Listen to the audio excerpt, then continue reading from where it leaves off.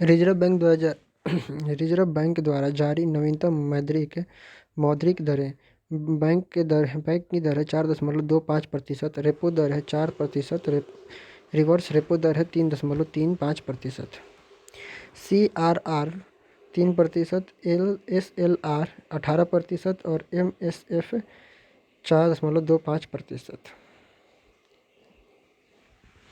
नागरिकता संशोधन bill CAB 2019 Lok Sabha से 9 दिसंबर 2019 को तथा राज्यसभा से 11 दिसंबर 2019 को पारित किया गया। इस बिल द्वारा भारतीय नागरिकता अधिनियम 1955 में संशोधन किया गया। साथ ही दोनों सदनों द्वारा पारित विधेयक 12 दिसंबर 2019 को राष्ट्रपति के अनुमोदन हस्ताक्षर के बाद कानून बन गया। इस अधिनियम द्वारा पाकिस्तान, अफगानिस्तान और बांग्लादेश के प्रताड़ित कुल 6 धार्मिक अल्पसंख्यक हिंदू, सिख, जैन, बौद्ध, ईसाई तथा पारसी नागरिकों को भारत में नागरिकता प्रदान की जाएगी। नागरिकता संशोधन बिल के अंतर्गत 31 दिसंबर 2014 तक भारत में प्रवेश करने वाले शरणार्थी नागरिकता प्राप्त करने के लिए स्वीकार्य होंगे। अब 11 साल के स्थान पर 5 साल भारत में रहने पर नागरिकता दी जाएगी। सबसे पहले नागरिकता अधिनियम 1955 में लाया गया था। संविधान के भाग 2 तथा अनुच्छेद 5 से 11 नागरिकता से संबंधित है। नागरिकता संशोधन बिल 2019 लोकसभा में पास होने वाला 126वां संशोधन बिल है। CAA का फुल फॉर्म है सिटीजनशिप अमेंडमेंट एक्ट और CAB का फुल फॉर्म है सिटीजनशिप अमेंडमेंट बिल। भारत का न्याय मानचित्र। जम्मू कश्मीर एवं लद्दाख के अलग केंद्र शासित प्रदेश बनने के बाद भारत सरकार ने 2 नवंबर 2019 को नया मानचित्र जारी किया है, जिसमें 28 राज्य 9 केंद्र शासित प्रदेश को दर्शाया गया है। यह मानचित्र भारतीय सर्वेक्षण विभाग द्वारा तैयार किया गया है। इस नक्शे में POK के हिस्से को भी कश्मीर क्षेत्र में दर्शाया गया है। लद्दाख केंद्र शासित प्रदेश में 2 जिले कारगिल और लेह शामिल हैं, जबकि जम्मू कश्मीर केंद्र शासित प्रदेश में 22 जिले शामिल किए गए हैं, जिसमें पाक अधिकृत 2 जिले मीरपुर तथा मुजफ्फराबाद भी शामिल हैं। एक गजट अधिसूचना में सरकार ने कारगिल के वर्तमान क्षेत्र को छोड़कर लेह जिले के क्षेत्रों गिलगित वर्जात, चिलास जनजातीय क्षेत्र और लेह और लद्दाख को भी संकलित किया है।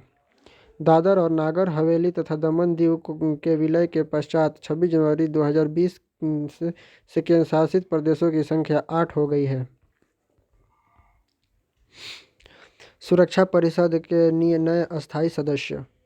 1 जनवरी 2021 से भारत, आयरलैंड, मॉस्को और नॉर्वे और केन्या संयुक्त राष्ट्र सुरक्षा परिषद के 5 नए अस्थायी सदस्य होंगे। सुरक्षा परिषद के अस्थायी सदस्यता के लिए चुनाव 17 से 18 जून 2020 को संयुक्त राष्ट्र महासभा में सभा के 74वें सत्र में किया गया। इसमें भारत निर्विरोध रूप से सुरक्षा परिषद हेतु चुना गया। इनकी 2 वर्ष की अस्थायी सदस्यता 1 जनवरी 2021 से प्रभावी होगी तथा 31 सितंबर 2022 तक ये परिषद के सदस्य रहेंगे। भारत 8वीं बार सुरक्षा परिषद का अस्थायी सदस्य बना। भारत को 192 मतदान करने वाले देशों में से 184 मत मिले। राष्ट्रीय भर्ती एजेंसी महत्वपूर्ण तथ्य। केंद्रीय मंत्रिमंडल ने सोसाइटी पंजीकरण अधिनियम 1860 के तहत राष्ट्रीय भर्ती एजेंसी के गठन को अपनी मंजूरी दे दी है। NRA का उद्देश्य नौकरियों के लिए भर्ती प्रक्रिया में सुधार लाना है। NRA में रेल मंत्रालय, वित्त मंत्रालय, वित्त सेवा विभाग, SSC और RRB सहित IBPS के प्रतिनिधि शामिल होंगे। भारत सरकार द्वारा राष्ट्रीय भर्ती एजेंसी के गठन के लिए 1517.57 करोड़ रुपए की मंजूरी प्रदान की गई है। NRA एक बहु एजेंसी निकाय होगी जो सामान्य योग्यता परीक्षा CET कॉमन एलिजिबिलिटी टेस्ट आयोजित करने के लिए जिम्मेदार होगी। CET का आयोजन ग्रुप B और ग्रुप C पदों के लिए उम्मीदवारों के लिए शॉर्टलिस्ट करने हेतु किया जाएगा। CET के उम्मीदवार द्वारा प्राप्त किए गए अंक परिणाम की घोषणा की तारीख से 3 साल की अवधि के लिए मान्य होंगे। उम्मीदवारों द्वारा CET में भाग लेने के लिए अवसरों की संख्या पर कोई सीमा नहीं होगी। गैर तकनीकी पदों के लिए स्नातक, उच्च माध्यमिक और मैट्रिक के वाले उम्मीदवार के लिए अलग से CET का संचालन किया जाएगा। सीईटी के अंक स्तर पर की गई स्क्रीनिंग के आधार पर भर्ती के लिए अंतिम चयन अलग अलग विशेषकृत टियर परीक्षा के माध्यम से किया जाएगा। उम्मीदवारों उम्मीदवारों के पास एक ही पोर्टल पर पंजीकृत होने की तथा परीक्षा केंद्र के लिए अपनी पसंद व्यक्त करने की सुविधा होगी। सीईटी 12 भाषाओं में आयोजित कराई जाएगी। मध्य प्रदेश देश का पहला राज्य है जिसने एनआरए स्कोर के आधार पर अपने राज्य के युवाओं को नौकरी देने का निर्णय लिया है। मिशन चंद्रयान-2 महत्वपूर्ण तथ्य। चंद्रयान-2 का कुल वजन 3.8 टन है। 22 जुलाई 2019 को आंध्र प्रदेश के श्रीहरिकोटा के सतीश धवन अंतरिक्ष केंद्र से भारतीय एजेंसी अंतरिक्ष अनुसंधान संगठन ISRO इसरो का मुख्यालय बेंगलुरु कर्नाटका द्वारा भारत की सबसे शक्तिशाली 640 टन की बाहुबली रॉकेट GSLV मार्क 3 द्वारा लॉन्च किया गया, जिसकी लैंडिंग 48 दिनों के बाद 7 दिसंबर 2019 को चंद्रमा की कक्षा में प्रवेश 20 अगस्त 2019 को होना था, लेकिन 7 दिसंबर 2019 को लैंडिंग होना था जो कि चंद्रमा की कक्षा में 20 अगस्त 2019 को पहुंचा था, लेकिन चंद्रमा पर पहुंचने से 2.1 किलोमीटर पहले इसरो से संपर्क टूट गया था। चंद्रयान-2 के महत्वपूर्ण 3 हिस्से ऑर्बिटर, लैंडर और रोवर थे। लैंडर को विक्रम तथा रोवर को प्रज्ञान नाम दिया गया था। इस मिशन की कुल लागत 978 करोड़ रुपए था। इस मिशन के महिला प्रोजेक्ट डायरेक्टर वनिता एवं रितु करिधल थी। चंद्रयान-2 की लॉन्च के समय इसरो के अध्यक्ष के सिवन थे।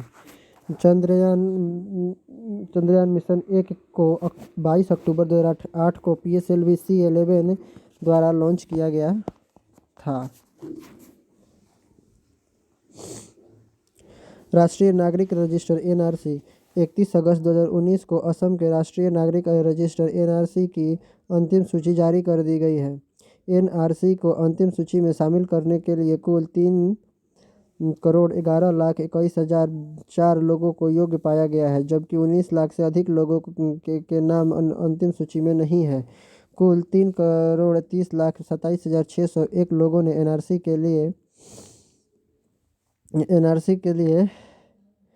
NRC में शामिल होने के लिए आवेदन किए थे। अंतिम सूची में उन लोगों के नाम शामिल नहीं किए गए जो 25 मार्च 1971 से पहले असम के नागरिक हैं या उनके पूर्वज राज्य में आए हैं। अंतिम सूची में शामिल नहीं किए गए लोगों को विदेशी ट्रिब्यूनल फॉरेनर ट्रिब्यूनल के समक्ष अपील कर सकते हैं। असम में अवैध प्रवासियों की पहचान कर उन्हें निर्वासित करने के उद्देश्य से वर्ष 1979 से 85 के मध्य असम आंदोलन चलाया गया था, जिसका अंत असम समझौता पर हस्ताक्षर के साथ हुआ था। उल्लेखनीय है कि नवंबर 2019 में असम के लोक सेवा अधिकारी हितेश देव शर्मा NRC के नए राज्य समन्वयक नियुक्त किए गए हैं। श्री राम जन्मभूमि तीर्थ क्षेत्र ट्रस्ट की घोषणा। प्रधानमंत्री नरेंद्र मोदी ने 5 फरवरी 2005 को अयोध्या में राम मंदिर के निर्माण की निगरानी के लिए ट्रस्ट की घोषणा की है। इस ट्रस्ट को श्री राम जन्मभूमि तीर्थ क्षेत्र का नाम दिया गया है। यह ट्रस्ट अयोध्या में भगवान राम के मंदिर निर्माण और उससे संबंधित हर निर्णय लेने के लिए पूर्ण रूप से स्वतंत्र होगा। इसमें 15 ट्रस्टी होंगे, जिसमें एक ट्रस्टी हमेशा दलित समाज से होगा। महंत नृत्य गोपाल दास को इस ट्रस्ट का अध्यक्ष जबकि चंपत राय को महासचिव चुना गया है। दलित सदस्य के रूप में बिहार के कामेश्वर चौपाल को चुना गया है।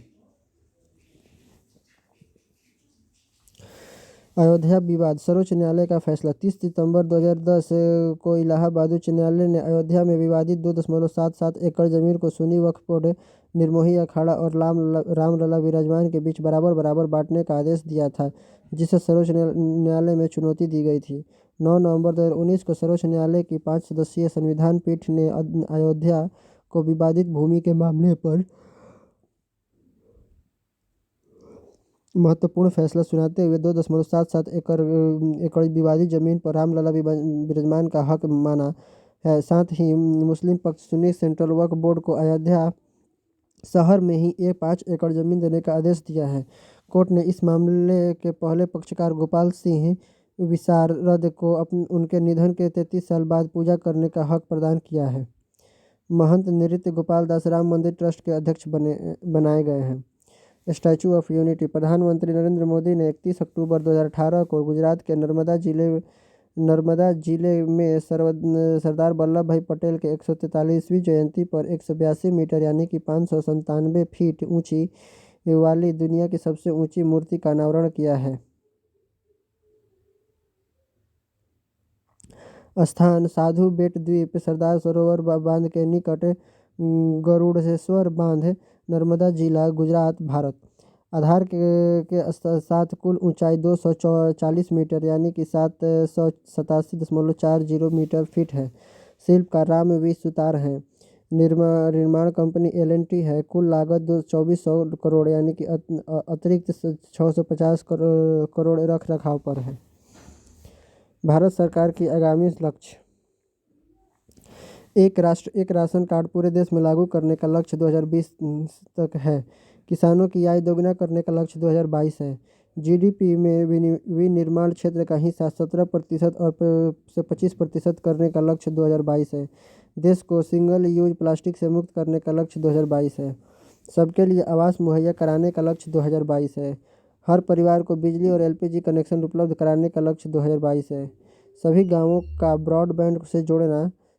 को ब्रॉडबैंड से जोड़ने का लक्ष्य 2022 है। दिल्ली मुंबई एक्सप्रेसवे को पूरा करने का लक्ष्य 2023 है। हर घर जल स्वच्छ जल आपूर्ति लक्ष्य 2024 है। डिजिटल रेडियो लॉन्च करने का लक्ष्य 2024 है। 100 नए एयरपोर्ट विकसित करने का लक्ष्य 2025 है। विश्व की तीसरी सबसे बड़ी अर्थव्यवस्था बनाने का लक्ष्य 2025 है।